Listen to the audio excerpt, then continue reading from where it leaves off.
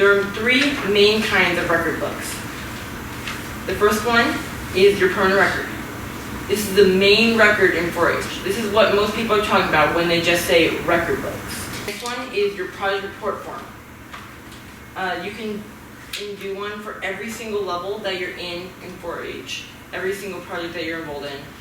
And although that they are optional, I do recommend that you do at least one, because like I said before, these forms are specifically designed to encourage engagement in the project. They're a lot more detailed, so they really make you thinking about what you can do to be better. And then finally, officer books. I'm not going to be talking too much about these, but I'm going to have some examples over there on the table that you guys can look at, and me and my leader will be ready to answer any questions that you have.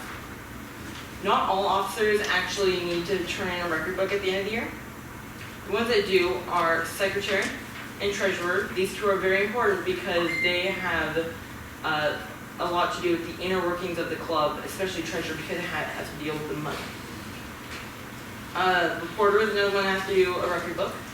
There's also a historian and any county council representatives, and if you hold any office on the county council, then you'll also turn in a record book for that. There's also corresponding secretary. This job sometimes gets wrapped in with just secretary, so you'll have to ask your club leader about which way it works in your club.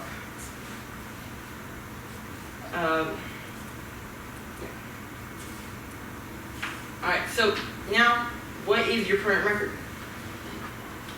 As I said before, your permanent record is the primary record of your entire 4-H year. It has to be turned in for your club leader in order for your club to receive its seal. There are 4 main sections. First one, groups, communications, and activities and awards. And you'll hear me refer to them as Section 1, Section 2, Section 3, and Section 4 throughout this talk, and that's the main way they're referred to. But it's all in order here from groups, communications, activities, and awards. There. There's also a few other pieces that get added into your green binder that you turn into your club leader at the end of the year. These are things like your 4-H story, your personal page, and your pictures. Section 1, that is your groups and organizations. This includes every single group and organization that you participated in throughout the entire 4-H year. You want to list the meetings that were held, as well as how many you attended, how many you organized, and how many you led. It includes things like 4-H club meetings, project meetings, and even extracurricular groups. It's all included under groups and organizations. Even if it's not 4-H related, it would go under here. There's a few important pieces of information to note in Section 1. The first one being what happened. Right, so you're going to write a brief description in the big box there. You're also going to want to note the date.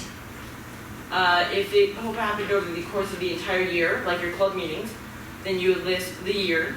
But if it was like 3 meetings over the course of a month, then you would list that as that month. But if it was just 1 meeting, you would list that as just that date. You're also going to want to note how many were held, how many you led, and how many you attended. So let's say you were elected chair of a committee. There was 3 meetings held, and you attended all 3.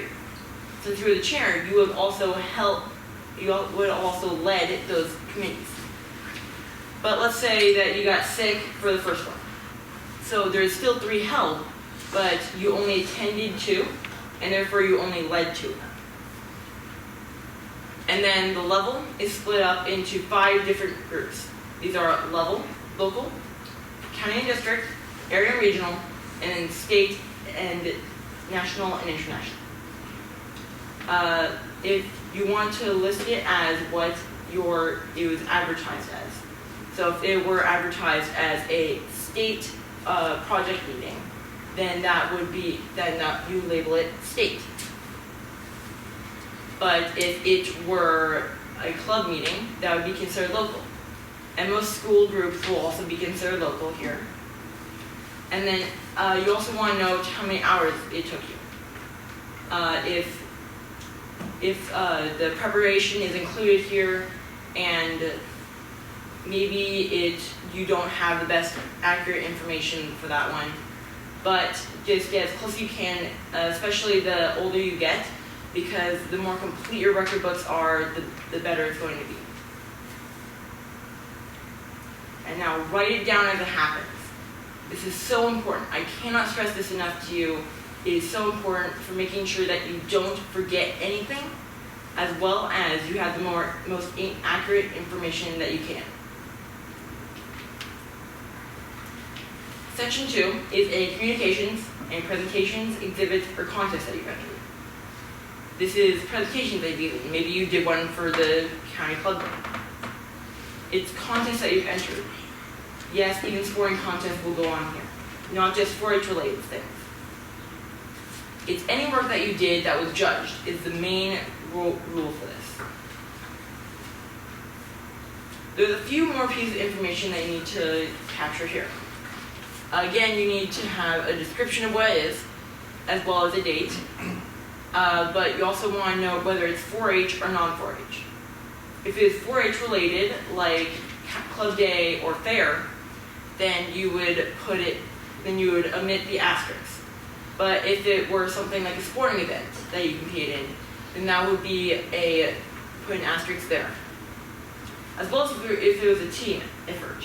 If you had a partner working on it, or it was more than one person working on it with you, then that would be considered team, and you would put a T in that box. And side of the project can be a little bit confusing, but essentially it is how many times you competed, how many categories you competed in, how many pieces of art you entered, things like that. And then level, the same things. You obviously it should be what's advertised as. If it is a district competition, then it would go under district. Then again, we have hours, and but we also have audience. Now, not all things that you do will have an audience. So there's some places where you shouldn't have a number in there for the audience. But again, get as close of a number as you can. If you don't have a really good number to work off of, don't sweat it. It is optional. And finally, income and expense. Any registration fees. At Club Day, there is an $8 registration fee. Any money that you won for prizes would also go under there. Now, again, write it down as it happens. So important. Section 3 is activities. This is any activities that you did that weren't judged, that won't go into Section 2. This includes a vast majority of things like community service activities.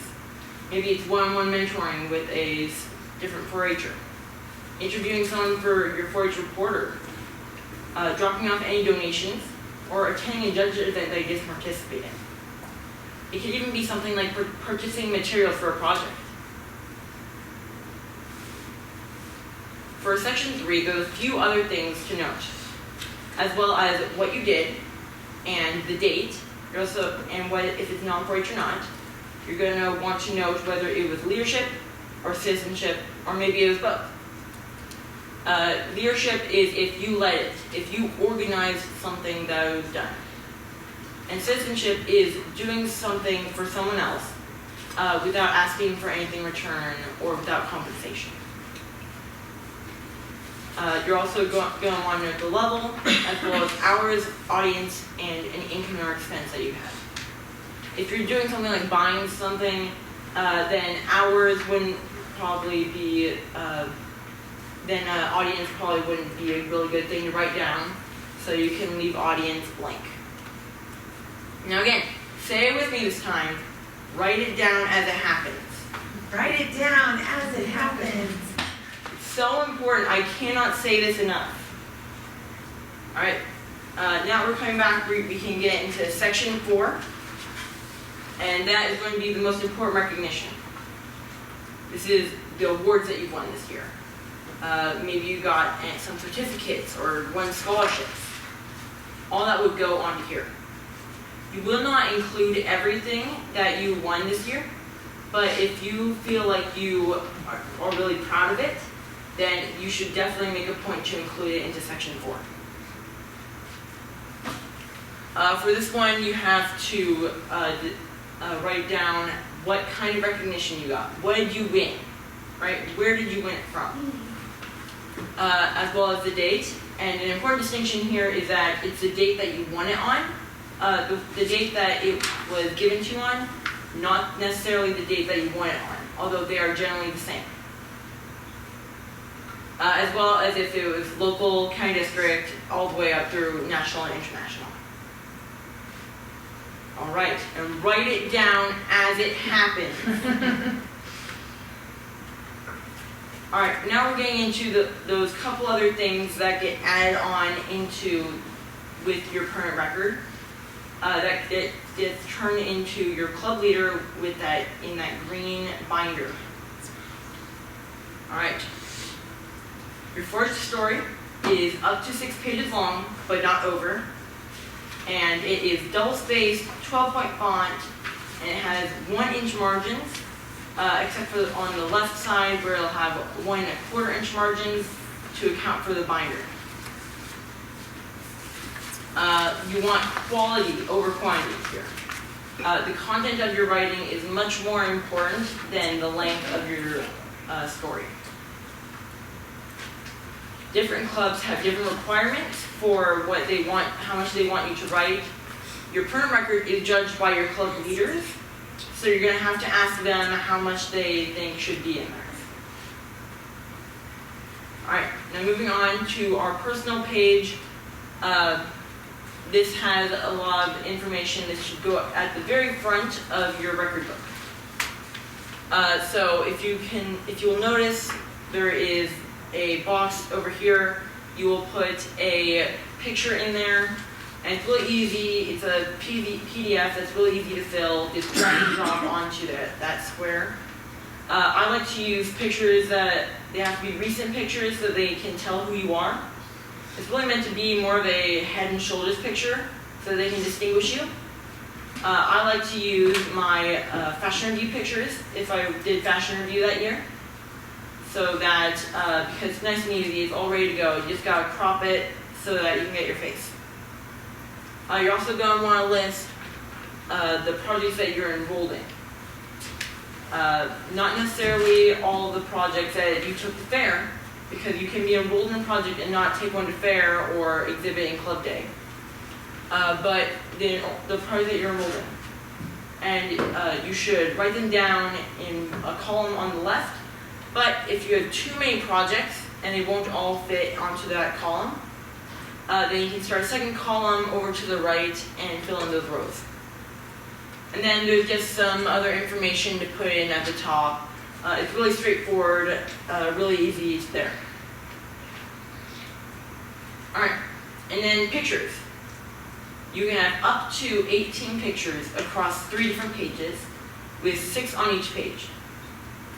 There is 1 page for each of the categories of learning, leadership, and citizenship. Your pictures and story, as well as your personal page, are all changed each year. They're all replaced.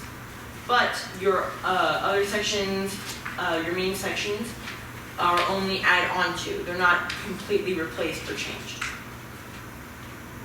All right. And now a few things about assembling your record book. In your green 4-H binder, in this order, you should have your personal page, your first story, and then your pictures, and your permanent record. There are some other optional forms like your PIN award and your key award application. For your PIN award, there's different pins for the different times that you've been in 4-H. But the first year that you're in 4-H is just your membership pin, and it's really easy. You just need to attend 1 more than half of the club meetings since you joined. and it gets progressively a little bit harder at each step. And if you don't complete that step, if you don't earn that pin that year, then you get another chance to get that pin the next year before you move up. And everything on your PRF and your permanent records are going to be printed on one side of the page, so it's really easy to get through and organize. Alright, now finally I have a few tips and tricks about filling out your permanent record. And the first one is write it down as it happens. I prefer logging mine on a physical copy of the permanent record first. And I just print it out. These are all available on the Johnson County Extension website. It's really easy to get to, there's everything right there. But after I log it onto my physical copy, because it's just easier to get to, and you want to start with the longer descriptions, even if they don't fit at first, because you can always change it and edit it later. But also, another plus side to logging onto the physical copy first is you can write some notes in the margins, and you can use as much space as you want to really get your information down there, even if it's not on the computer yet. But once I have it all typed up, I move it onto the computer, and I get all the information right there.